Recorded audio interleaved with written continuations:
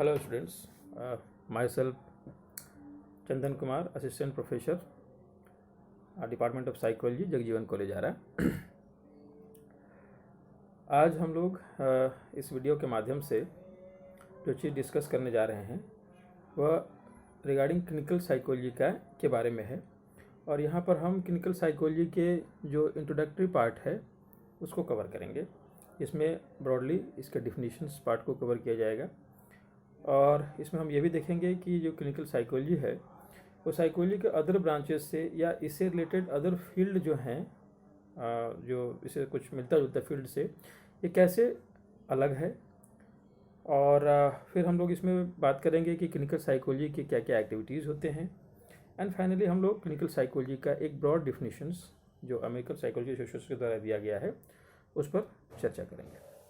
चलिए शुरुआत करते हैं कि क्लिनिकल साइकोलॉजी एक्चुअली है क्या। मोटा मोटी अगर हम बात करें क्लिनिकल साइकोलॉजी के बारे में तो इसके जो वर्ड्स हैं उससे ही बहुत कुछ अंदाज़ा लग जाता है कि क्लिनिकल साइकोलॉजी में कहीं ना कहीं एक क्लिनिकल सेटअप या क्लिनिकल सेटअप्स कहीं ना कहीं दिखाई देता है।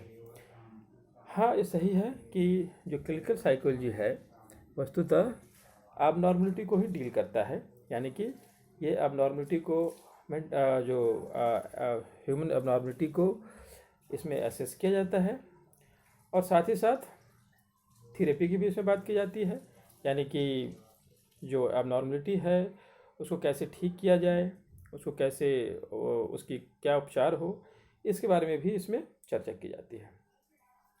तो जैसा कि नाम से ही स्पष्ट लगता है कि क्लिनिकल साइकोलॉजिस्ट जो होंगे वो ज़्यादातर जो काम कर रहे होंगे वो नेचुरली है कि साइकेट्रिक हॉस्पिटल्स में वो उनको आप देख पाएंगे, वहाँ पर वो क्लिनिकल साइकोलॉजिस्ट का रोल है। आप जनरल हॉस्पिटल्स में भी आपको क्लिनिकल साइकोलॉजिस्ट मिल जाएंगे। Then community mental health centres होते हैं, वहाँ भी आपको क्लिनिकल साइकोलॉजी मिलेंगे। मेडिकल स्कूल्स में और बहुत सारे ऐसे सेना के भी ब्रांचेज हैं या सेना भी अपने यहाँ पर क्लिनिकल साइकोलॉजिस्ट को रखे हुए हैं। बट इनमें इन सबों के अलावा जो मुख्य चीज़ें हैं क्लिनिकल साइकोलॉजिस्ट के लिए जो उनको बाकी सब से अलग करता है वो है इनकी प्राइवेट प्रैक्टिस। क्लिनिकल साइकोलॉजिस्ट जो है इनका अपना प्राइवेट प्रैक्टिस भी करते हैं और eight the same time universities में, कॉलेजेस में ये एज ए प्रोफेसर्स भी काम करते हैं। तो इस प्रकार से अगर हम इनका एक मोटा मोटा इनके बारे में अगर हम अंदाज़ा लगा सकते हैं तो हम इतना ज़रूर कहेंगे कि जो क्लिनिकल साइकोलॉजिस्ट हैं वो एक मेडिकल सेटअप में, क्लिनिकल सेटअप में काम करने वाले साइकोलॉजिस्ट होते हैं जो व्यक्ति के एबनॉर्मलिटी को एसेस करते हैं और साथ ही साथ उनको ठीक करने का या उनके थेरेपी भी इनके द्वारा दिया जाता है। ठीक है। सो अगर हम सेंट्रल जॉब, अगर मुख्य एक्टिविटीज़ या मुख्य काम अगर हम क्लिनिकल साइकोलॉजिस्ट के बारे में अगर हम कहें तो मुख्य काम उनका जो है regarding the assessment and diagnosis है of the mental illness, at the same time intervention and treatment of the problems. आज कल जब हम बात साइकोलॉजिस्ट की करते हैं तो लोग इमीडिएटली जंप कर जाते हैं कि भाई साइकोलॉजिस्ट हैं तो he will be just a clinical psychologist, ऐसा हम मानते हैं। या जैसे आम लोगों की धारणा होती है कि अगर एक बार वर्ड साइकोलॉजिस्ट आ गया तो जनरली लोग यही सोचते हैं कि वो एबनॉर्मलिटी के बारे में अच्छी तरह से जानते होंगे, एबनॉर्मलिटी को एसेस कर सकते हैं, थेरेपी भी दे सकते हैं। लेकिन हम जानते हैं कि साइकोलॉजी के बहुत सारे ब्रांचेज हैं और उनमें से क्लिनिकल साइकोलॉजी भी एक ब्रांच है। ठीक है। तो साइकोलॉजिस्ट जो होते हैं वो सिर्फ क्लिनिकल साइकोलॉजिस्ट ही साइकोलॉजिस्ट होते हैं, यह कहना सही नहीं है। बिकॉज अदर ब्रांचेस हैं जो साइकोलॉजी के, वहाँ पर भी लोग कार्य कर रहे हैं, जैसे कि पर्सनालिटी के लिए कार्य करते हैं। पर्सनालिटी फील्ड में जो काम कर रहे हैं वो पर्सनालिटी साइकोलॉजिस्ट होते हैं। बहुत सारे लोग जो हैं वो कॉग्निटिव फील्ड में काम कर रहे हैं, कॉग्निटिव साइकोलॉजी है, न्यूरो साइकोलॉजिस्ट है। सो जितने ब्रांचेज हैं उतने सारे साइकोलॉजिस्ट हैं, उनके अपने अलग अलग तरीके से काम करने का तरीका है, अलग अलग स्टडी फील्ड ऑफ स्टडी अलग अलग है। सो क्लिनिकल साइकोलॉजिस्ट जो हैं वो हालांकि साइकोलॉजी का ही एक ब्रांच है, मगर अन्य ब्रांचों से ये किस प्रकार से अलग है, अब हम इसकी चर्चा यहाँ करते हैं। सबसे पहले जो हमारी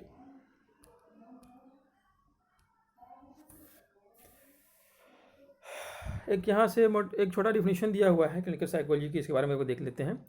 लिखा है, this is the branch of psychology related to mental health of the people which includes assessment and diagnosis, interventions and treatment. इसके बारे में भी मैं आपको बताया कि जो मुख्य जो भूमिका है या मुख्य रोल है क्लिनिकल साइकोलॉजी का, वो है assessment and diagnosis of the disorder and then intervention and treatment also.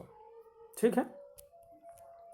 Now but इस यहाँ पर जो एक वर्ड यूज हुआ है mental health, that you must know कि what is mental health. According to WHO, it is not just absence of mental illness, it is defined as a state of well-being in which every individual realizes his or her potentials, can cope with the normal stresses of life, can work productively and fruitfully, and also able to make contribution to his or her community। बहुत अच्छा definition दिया गया है WHO के द्वारा, जहाँ पर कि मेंटल हेल्थ को अच्छी तरह से डिफाइन किया गया है। और यहाँ यह कहा गया है कि केवल मेंटल इलनेस ही मेंटल हेल्थ को इंडिकेट नहीं करता है, बल्कि यहाँ इस बात की चर्चा की गई है कि व्यक्ति अपने पोटेंशियल्स को भी जाने और डे टू डेज के जो नॉर्मल स्ट्रेसेस हैं लाइफ में जो उसको इनकाउंटर करने पड़ते हैं, ऐसे स्ट्रेसेस को भी वो अपने कॉप अप कर सके, प्रोडक्टिव हो वो, और सोसाइटी को कंट्रीब्यूट कर सके। ये सारे जो क्राइटेरियाज दिया है यहाँ से जो एक मेंटली हेल्दी पर्सन्स के लिए ऐसा मतलब होना ज़रूरी माना जाता है। साइकोलॉजिकली अगर हम बात करें तो मेंटल हेल्थ में है कि कॉग्निटिवली, बिहेवियरल एंड इमोशनली अगर वे वेल एडजस्टेड है पर्सन्स, वेल एडजस्टेड है इन कॉग्निटिवली, बिहेवियरली और इमोशनली, तो हम कहेंगे कि he the person is mentally healthy. Now mental health professions के लिए क्लिनिकल साइकोलॉजिस्ट तो काम करते हैं, मगर ऐसे बहुत सारे फील्ड्स हैं, ऐसे बहुत सारे और भी ब्रांचेस हैं जो मेंटल हेल्थ के लिए काम करते हैं। ठीक है। और उनमें और क्लिनिकल साइकोलॉजिस्ट में भेद है, अंतर है, और इसको जान लेना हमारे लिए ज़्यादा ज़रूरी है, उचित होगा। सबसे पहले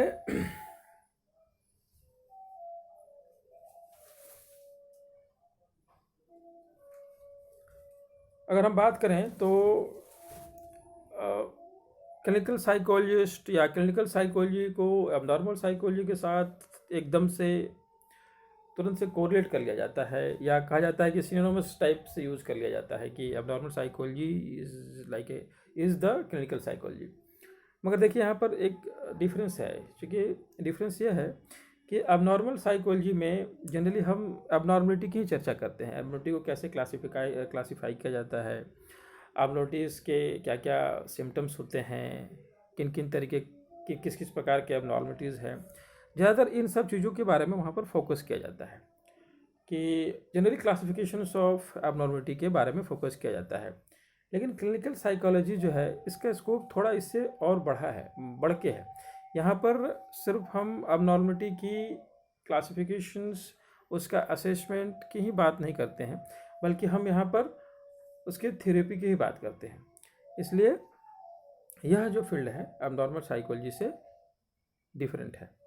नाउ अगर हम दूसरी चीज़ है जिसको कि लोग ज़्यादातर क्लिनिकल साइकोलॉजी और अदर ब्रांचेस से सिनोनिमसली यूज़ करते हैं, उसमें एक है साइकेट्रिस्ट भी। लोगों का जनरली यहाँ कन्फ्यूजन होता है कि जो क्लिनिकल साइकोलॉजिस्ट होते हैं वो साइकेट्रिस्ट भी हैं। यहाँ पर मैं डाउट क्लियर कर देना चाहता हूँ कि जो साइकेट्रिस्ट होते हैं वो एक्चुअली मेडिकल ट्रेनिंग करके आए होते हैं, ठीक है ना। सो वो एज ए फिजिशियन की तरह काम करते हैं, they are the actually physicians. So physician होने के नाते वो क्या है कि मेडिसिन प्रिस्क्राइब कर सकते हैं। जनरली जो साइको फार्माकोलॉजिकल मेडिसिन होते हैं वो प्रिस्क्राइब करते हैं, और they can treat also physical element also they can treat. ठीक है, फिजिकल एलिमेंट भी ट्रीट कर सकते हैं। वो फिजिकल एग्जामिनेशंस के लिए आपको कह सकते हैं, जैसे कि आपके फिजिकल एग्जामिनेशंस मतलब कि आपके ब्लड प्रेशर्स, आपके ब्लड के जो सैंपल्स होते हैं टेस्टिंग के लिए, ये सब सारी चीज़ें जो एक मेडिकल प्रैक्टिशनर्स करता है वो उस चीज़ के लिए ऑथराइज होते हैं, because they are the actually physicians, ठीक है ना, उन्होंने मेडिकल ट्रेनिंग किया हुआ होता है। लेकिन अगर हम क्लिनिकल साइकोलॉजिस्ट की बात करें तो they are not a medical professions, ठीक है ना, वो उनका मेडिकल प्रोफेशन से कोई लेना देना नहीं है। इस कारण से वो जो है वो किसी प्रकार के मेडिसिन प्रिस्क्राइब नहीं कर सकते हैं। साइकोथेरेपी की बात करते हैं, वो साइकोथेरेपी की देने का उनको वो साइकोथेरेपी तो देते हैं, मगर किसी प्रकार का मेडिसिन प्रिस्क्राइब नहीं कर सकते हैं, बिकॉज ये इसके लिए उन्हें ऑथराइज नहीं किया हुआ है। लेकिन दोनों जो है ये मेंटल हेल्थ के लिए काम करते हैं। साइकेट्रिस्ट भी मेंटल हेल्थ के लिए काम कर रहा होता है और क्लिनिकल साइकोलॉजिस्ट भी मेंटल हेल्थ के लिए काम किया होता है। तो फिर दोनों के बीच जो बेसिक डिफरेंस है, एक तो ये हो गया कि वो मेडिसिन प्रिस्क्राइब कर सकते हैं जो साइकेट्रिस्ट होते हैं, लेकिन क्लिनिकल साइकोलॉजिस्ट मेडिसिन प्रिस्क्राइब नहीं कर सकते हैं। एट द सेम टाइम्स दोनों के जो तरीके हैं, थोड़ा वहाँ भी ट्रीटमेंट के जो तरीके हैं वहाँ भी थोड़ा सा एक माइनर डिफरेंस है, और वो यह है कि जो अप्रोच साइकेट्रिस्ट का होता है वह अप्रोच क्लिनिकल साइकोलॉजिस्ट का जनरली नहीं होता है। रीज़न ये है कि जो साइकेट्रिस्ट हैं वो डॉक्टर हैं, ठीक है, तो उनका ज़्यादातर जो है वो एक प्रकार से कह सकते हैं तो अथॉरिटेटिव और डायरेक्शनल अप्रोच होता है। कहने का मतलब ये है कि they will prescribe some sort of medicine, some sort of कुछ आपको डू एंड डोंट वो आपके ऊपर इम्पोज कर सकते हैं कि ऐसा करना है, ऐसा नहीं करना है, ये खाना है, वो नहीं खाना है, आपको ऐसी दवाइयाँ लेनी है। तो जो यहाँ पर अप्रोच है थोड़ा सा अथॉरिटेटिव हो जाता है, डायरेक्शनल्स हो जाता है। लेकिन जब हम क्लिनिकल साइकोलॉजिस्ट की बात करेंगे और उनकी जो थेरेपी की जो तरीके होते हैं वहाँ पर ज़्यादातर नॉन डायरेक्शनल्स होते हैं और अथॉरिटेटिव नहीं होता है, बल्कि एक प्रकार से ह्यूमनिस्टिक वे है जिसके द्वारा कि हम ट्रीटमेंट किया जाता है। सो यहाँ पर जो है क्लिनिकल साइकोलॉजिस्ट के जो अप्रोच में ज़्यादातर जो इंडिविजुअल्स की ऑटोनॉमी पर, ठीक है ना, उसके एम्पावरमेंट पर, उसके इंटरनल स्ट्रेंथ पर, इन सब चीज़ों पर ज़्यादा फोकस किया जाता है, इंस्टेड ऑफ कि भाई आपको इंस्टेंट मेडिसिन प्रिस्क्राइब कर दिए या फिर आपको हम बोल दिए कि भाई आपको ऐसा करना है, ऐसा खाना है, ऐसा पीना है। जनरली जो डॉक्टर्स करते हैं वो यहाँ पर जो क्लिनिकल साइकोलॉजिस्ट के अप्रोच में ऐसा नहीं होता है। दूसरी सबसे बड़ी इंपॉर्टेंट चीज़ ये है दोनों के बीच में कि जो मेडिकल प्रैक्टिशनर्स हैं यानी कि जो साइकेट्रिस्ट हैं वो एक अच्छी जानकारी दे सकते हैं व्यक्ति के फिजिकल, अगर कोई इलनेस है उसका अगर साइकोलॉजिकल इफेक्ट नज़र आ रहा है तो they can recognize it in a very better way, ठीक है ना, अच्छी तरीके से इसको वो रिकॉग्नाइज कर सकते हैं कि व्यक्ति के मेडिकल प्रॉब्लम्स जो है वो कहीं उसके साइकोलॉजिकल डिस्ट्रेसेस को तो जन्म नहीं दे रहा है, बिकॉज वो इस चीज़ के लिए बहुत अच्छी तरह से वेल क्वालिफाइड होते हैं। तो अगर हम बात करें कि जो साइकेट्रिस्ट हैं वो इस चीज़ को बहुत अच्छी तरह से डिस्टिंग्विश कर सकते हैं कि जो व्यक्ति के अंदर अगर किसी प्रकार का डिस्ट्रेस आया है तो उसका कॉज फिजिकल है या साइकोलॉजिकल है, ठीक है ना, यानी कि मेंटल एंड फिजिकल डिस्ट्रेसेस अगर कोई पर्सन फील कर रहा होता है या फील कर रहा होता है तो उसके जो कॉज हैं, प्रॉपर कॉजेज जो हैं वो बायोलॉजिकल इन नेचर हैं या फिर साइकोलॉजिकल इन नेचर हैं। ये इस चीज़ को बहुत ही अच्छी तरह से मतलब कि डिफाइन कर सकते हैं, क्योंकि उनकी जो ट्रेनिंग है मेडिकल फील्ड की या जो मेडिकल फील्ड की जो ट्रेनिंग है वो बेहतरीन है। तो इस कारण से साइकेट्रिस्ट का यहाँ रोल बहुत ही अहम है। लेकिन इसका मतलब ये नहीं कि क्लिनिकल साइकोलॉजिस्ट का रोल यहाँ कम हो जाता है। आज के डेट में अगर आप देखिएगा तो मेंटल हेल्थ प्रोफेशंस में इवन साइकेट्रिस्ट से भी ज़्यादा अगर डिमांड है तो क्लिनिकल साइकोलॉजिस्ट की है, क्योंकि जो इनका अप्रोच है, जो इनके तरीका है, वो बहुत ज़्यादा फ्रूटफुल है और बहुत ज़्यादा लोगों को डिसऑर्डर से बाहर निकलने में हेल्प किया है। तो क्लिनिकल साइकोलॉजिस्ट का अपना एक अहम रोल है रिगार्डिंग द मेंटल हेल्थ। तो ये बेसिक डिफरेंस था रिगार्डिंग साइकेट्रिस्ट में और क्लिनिकल साइकोलॉजिस्ट में। नाउ जो अगली डिफरेंसेस हैं वो यहाँ पर हमने जो दिखाया साइको एनालिसिस। हाँ, समटाइम्स क्या होता है कि पैरेलली यूज करते हैं लोग साइको एनालिसिस को, क्लिनिकल साइकोलॉजिस्ट को एक साथ लोग देखते हैं कि अरे you are the clinical psychologist या you are psychologist and you must be the psychoanalyst. But ऐसा नहीं है। साइको एनालिसिस एक प्रकार की, ये जो साइको एनालिसिस जो है ये थेरेपी है, पार्ट ऑफ थेरेपी है, एक प्रकार का स्पेसिफिक वे है एबनॉर्मलिटीज़ को देखने का, एबनॉर्मलिटीज़ को में सुधार लाने का एक स्पेसिफिक वे है, एक तरीका है, एक प्रकार की थेरेपी का एक अप्रोच है, एक प्रोसेस है साइको एनालिसिस। बहुत सारे लोग इसमें साइको एनालिसिस में ट्रेंड होते हैं और लोगों का उपचार भी करते हैं। इसमें साइकोएनालिस्ट होते हैं, विभिन्न प्रकार के मानसिक रोगों का उपचार भी करते हैं। बट ये डिफरेंसेस हैं उनके बीच कि क्लिनिकल साइकोलॉजिस्ट एक ब्रॉडर क्या कहते हैं, उसका एक बहुत बृहद स्वरूप है। साइकोएनालिसिस एक स्पेसिफिक एरिया, एक पर्टिकुलर एरिया को डिनोट करता है। ठीक है, जो बेसिक डिफरेंसेस हैं। नाउ नेक्स्ट है काउंसलिंग साइकोलॉजिस्ट और क्लिनिकल साइकोलॉजिस्ट में क्या डिफरेंस है।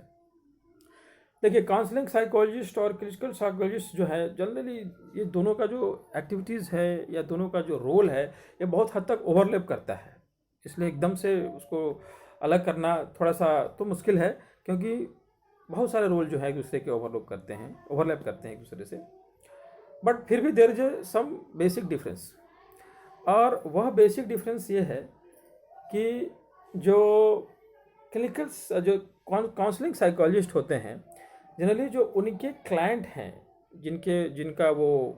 जिनके मेंटल हेल्थ के बारे में वो लुक आफ्टर कर रहे होते हैं, वो माइल्डली डिस्टर्ब यानी कि मॉडरेटली या माइल्डली डिस्टर्ब माल एडजस्टमेंट इंडिविजुअल्स होते हैं। यानी कि उनकी जो प्रॉब्लम्स होती हैं या साइकोलॉजिकल प्रॉब्लम कहिए, वो उतने सीरियस नेचर की नहीं होती हैं, माइल्ड नेचर की होती हैं।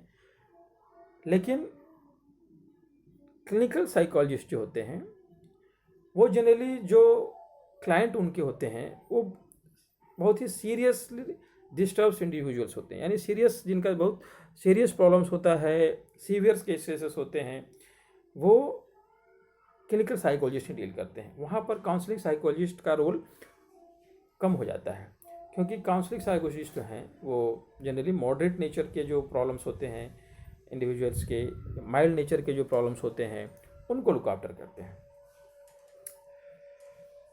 क्लिनिकल साइकोलॉजिस्ट के जो अप्रोच में है वहाँ पर ज़्यादातर हम देखेंगे कि जो क्लिनिकल साइकोलॉजिस्ट का अप्रोच है वहाँ पर वो बिहेवियरिज्म पर ज़्यादा फोकस्ड होते हैं, यानी कि व्यक्ति के जो बिहेवियर से रिलेटेड प्रॉब्लम्स होते हैं उसको कैसे दुरुस्त किया जाए, कैसे ठीक किया जाए, तो बिहेवियरिज्म्स पर ज़्यादा फोकस होता है। लेकिन जब हम काउंसलिंग साइकोलॉजिस्ट की बात करेंगे तो वहाँ पर वो ज़्यादातर क्लाइंट सेंटर्ड अप्रोच होता है उनका, humanistic and client centred approach वहाँ पर हमको नज़र आएगी।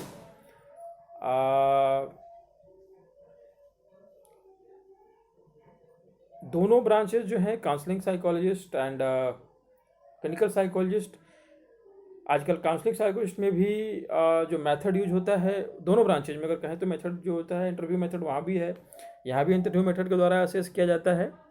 और काउंसलिंग साइकोलॉजिस्ट भी टेस्टिंग का काम करते हैं, मगर इनकी टेस्टिंग जो है वो जो टेस्टिंग करते हैं, जहाँ असेसमेंट के लिए जो टेस्ट किया जाता है वहाँ पर ज़्यादातर ये लोग जो टेस्टिंग करते हैं वहाँ पर एबिलिटी टेस्टिंग करते हैं, व्यक्ति का इंटरेस्ट टेस्टिंग करते हैं, वोकेशनल एप्टीट्यूड्स टेस्ट करते हैं। सो टेस्टिंग का काम किया जाता है, मगर इस प्रकार की टेस्टिंग वहाँ होती है ज़्यादातर पर्सनालिटी टेस्ट के बारे में, पर्सनालिटी टेस्ट या किसी प्रकार का जो हम प्रोजेक्टिव टेस्ट बोलते हैं, जहाँ पर जो रोगों मेंटल डिसऑर्डर के डायग्नोसिस के लिए यूज़ किया जाता है, ऐसे बहुत सारे टेस्ट हैं। वहाँ पर ये वैसे उस टाइप के टेस्ट का ज़्यादा यूज नहीं करते हैं, बल्कि जो काउंसलिंग साइकोलॉजिस्ट हैं वो टेस्ट जैसे कि व्यक्ति के इंटरेस्ट रिलेटेड टेस्ट करेंगे, एबिलिटी टेस्ट करते हैं, वोकेशनल एप्टीट्यूड की टेस्ट करेंगे। टेस्टिंग पार्ट यहाँ भी करते हैं, टेस्टिंग ये के काउंसलिंग साइकोलॉजी भी करते हैं, इंटरव्यू पार्ट यहाँ भी है उनका। ज़्यादातर जो काउंसलिंग साइकोलॉजिस्ट हैं वो आपको एजुकेशन इंस्टीट्यूशंस में या ऑक्यूपेशनल काउंसलर्स होते हैं, कैरियर काउंसलर्स होते हैं, आजकल हॉस्पिटल्स में भी, रिहेबिलिटेशन सेंटर्स में भी, मेंटल हेल्थ क्लिनिक्स में भी, इंडस्ट्रीज़ में भी क्लिनिकल काउंसलिंग साइकोलॉजिस्ट को यूज किया जाता है। तो बहुत सारे काम जो है काउंसलिंग साइकोलॉजिस्ट की और क्लिनिकल साइकोलॉजिस्ट का मिलता जुलता है, मगर यहाँ पर बस जो अंतर है, मोटा मोटी वो अंतर ये है कि जो काउंसलिंग साइकोलॉजिस्ट है वो जिस क्लाइंट को डील करते हैं वो मॉडरेटली या माइल्डली डिस्टर्ब्स होते हैं। यहाँ पर उन्होंने टेस्टिंग का यूज करते हैं और इंटरव्यू मेथड होता है यूज यहाँ होता है। लेकिन जो क्लिनिकल साइकोलॉजिस्ट होते हैं वो सीवियर प्रॉब्लम्स जिनके पास होता है, मेंटल डिसऑर्डर से रिलेटेड सीवियर प्रॉब्लम्स होते हैं, वैसे क्लाइंट्स को डील करते हैं। उनके असेसमेंट की बात की जाती है यहाँ पर, उनके उपचार की बात की जाती है।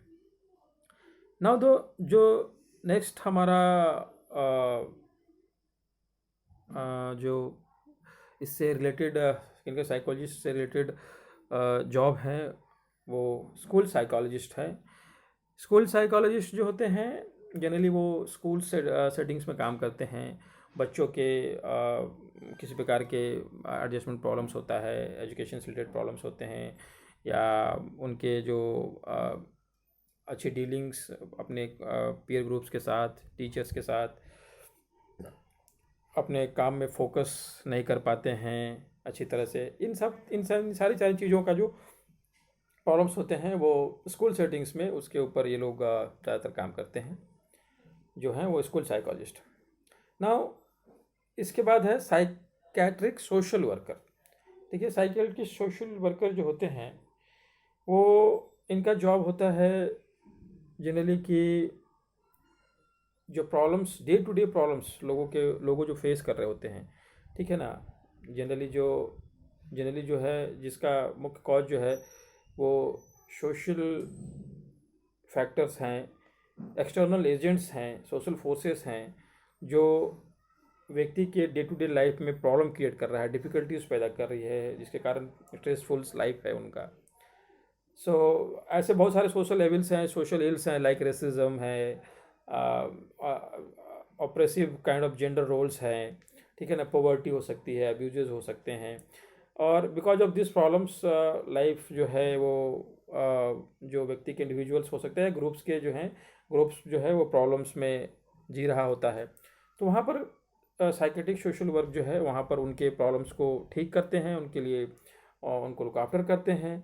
तो उनकी जो डेली इंटेंस जो डेली एवरीडे लाइफ के जो स्ट्रेसेस हैं उसको ये ठीक ठाक करते हैं। कहने मतलब है कि उनकी जो समस्याएं हैं, जो प्रैक्टिकली वो कहाँ किस किस प्रकार की चीज़ों को फेस कर रहे हैं, या इन सब कारणों के चलते जो उनको प्रॉब्लम हो रहा है, तो उसको सॉर्ट आउट करने का ये काम करते हैं, ठीक है। यहाँ पर वो उनके प्रॉब्लम्स को लुक आफ्टर करने के लिए हो सकता है कि वो अदर एजेंसीज़ का हेल्प लें, साइकेट्रिक सोशल वर्कर हो सकता है कि क्लिनिकल साइकोलॉजिस्ट का वहाँ हेल्प लें, हो सकता है कि वो साइकेट्रिस्ट का भी हेल्प लें या अदर एजेंसीज़ का भी हेल्प लें, और ताकि जो इंडिविजुअल्स जो प्रॉब्लम फेस कर रहे होते हैं उस प्रॉब्लम्स से उनको निकाला जाए। तो हालांकि ये भी मेंटल हेल्थ वर्कर की तरह ही काम कर रहे हैं, क्योंकि हो सकता है कि इन सारे कारण, सोशल फैक्टर के कारण ही लोगों के अंदर बहुत सारी परेशानियां उत्पन्न हो रही हों, उनके डे टू डे लाइफ में समस्याएं आ रही हों। तो साइकेट्रिक सोशल वर्क्स जो हैं उनको हेल्प करते हैं। मगर जो बेसिक डिफरेंस होगा क्लिनिकल साइकोलॉजिस्ट में और इनके बीच ये है कि ये साइकोलॉजी के जो थ्योरेटिकल जनरलाइजेशंस ये स्कोर नहीं कर सकते हैं, किसी प्रकार का कोई रिसर्च नहीं होता है इनका, कोई पर्टिकुलर थ्योरी पर ये काम नहीं करते हैं जो क्लिनिकल साइकोलॉजिस्ट काम करते हैं। तो ये एक डिफरेंसेस है इनके भी, साइकेट्रिस्ट सोशल वर्कर के बीच और क्लिनिकल साइकोलॉजिस्ट के बीच। लेकिन आज के डेट में अगर हम बात करें तो ये भी एक बहुत अच्छा फ्लोरिश फील्ड है, और आजकल बहुत सारे लोग इस फील्ड से जुड़ रहे हैं। और अच्छा काम कर रहे हैं, एक बहुत पॉपुलर फील्ड है क्लिनिकल साइकोलॉजिस्ट का।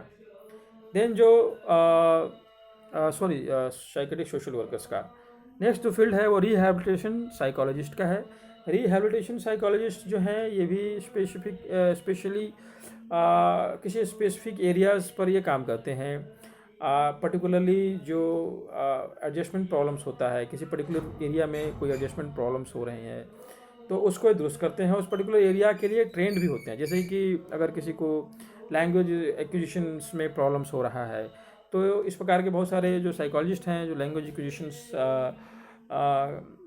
को कैसे बेहतर किया जाए इस फील्ड में ट्रेंड होते हैं। तो ऐसे लोग इस प्रकार के जो बच्चे हैं या एडल्ट हैं जिनको लैंग्वेज एक्विजिशन में प्रॉब्लम्स होता है तो उनको वो हेल्प करते हैं, उनकी प्रॉब्लम्स को ये ठीक करते हैं। तो rehabilitation psychologist particularly specific area में ये जो एडजस्टमेंट प्रॉब्लम्स होता है उसको ये दुरुस्त करते हैं और इस स्पेसिफिक एरिया के लिए ट्रेंड भी होते हैं। नाउ द नेक्स्ट जो है वो साइकेट्रिक नर्सेस हैं। साइकेट्रिक नर्सेस जो हैं ये अगेन जो क्लिनिकल सेटअप में मेंटल हॉस्पिटल्स हो सकता है या जहाँ पर नॉर्मल जहाँ पर मेडिकल हॉस्पिटल्स में भी ये साइकेट्रिक नर्सेस काम करती हैं। साइकेट्रिक नर्सों का भी काम मेंटल हेल्थ से ही रिलेटेड है क्योंकि ये उन लोगों को देखभाल करती हैं जो मेंटल हॉस्पिटल्स में या अदर कहीं जो मेंटल हॉस्पिटल्स में या फिर साइकेट्रिक हॉस्पिटल्स में मेंटल हेल्थ क्लिनिक में जो लोग हैं एडमिटेड हैं उनका लुक आफ्टर करना होता है इनको। तो इनको एक बड़ी अच्छी समझ होती है एबनॉर्मलिटीज़ की भी, बिकॉज ये डे टू डे ऐसे लोगों के साथ डील करती हैं। डे टू डेज ये उनकी समस्याओं से उनकी प्रॉब्लम से रूबरू रहती हैं या होते हैं। तो एक बहुत अहम रोल है इनका भी मेंटल हेल्थ प्रोफेशंस में, बिकॉज एक लंबे समय तक जनरली जो साइकोलॉजिस्ट होते हैं या साइकेट्रिस्ट जो मेंटल हॉस्पिटल्स में काम कर रहते हैं वो ज़्यादातर जब वो असेस कर रहे होते हैं या ट्रीटमेंट के दौरान ही वो डायरेक्ट मतलब पेशेंट्स के कांटेक्ट में होते हैं। लेकिन जो साइकेट्रिक नर्सेस होती हैं मोस्ट ऑफ द टाइम वो पेशेंट के साथ रहती हैं, तो एक अच्छा खासा इन्फॉर्मेशन ये प्रोवाइड कर सकती हैं पेशेंट्स के बारे में और बड़ा सेंसिटिव रोल प्ले कर सकती हैं कि किस प्रकार के थेरेपेटिक इन्वॉल्वमेंट दिया जाए, किस प्रकार का थेरेपेटी इनके लिए ज़्यादा सूटेबल होगा, बिकॉज एक अच्छा अनुभव इनका रहता है इसमें। सो इनको क्लिनिकल साइकोलॉजिस्ट के साथ साइकेट्रिस्ट के साथ काम करते करते एक बढ़िया नॉलेज हो जाता है कि किस प्रकार के थेरेपेटिक रिकमेंडेशंस इंडिविजुअल्स को दिया जाए ताकि वो प्रॉब्लम से ऊपर उठ सके। तो ये मोटा मोटी डिस्कशंस था हमारा रिगार्डिंग क्लिनिकल साइकोलॉजीज और उसके अदर रिलेटेड ब्रांच के बारे में। अगले दिन या नेक्स्ट वीडियो में हम लोग जो है वो क्लिनिकल साइकोलॉजिस्ट के एक्टिविटीज़ और इसका एक ब्रॉड डिफिनीशंस जो अमेरिकन साइकोलॉजी एसोसिएशन के द्वारा दिया गया है उसके बारे में चर्चा करेंगे। Thank you.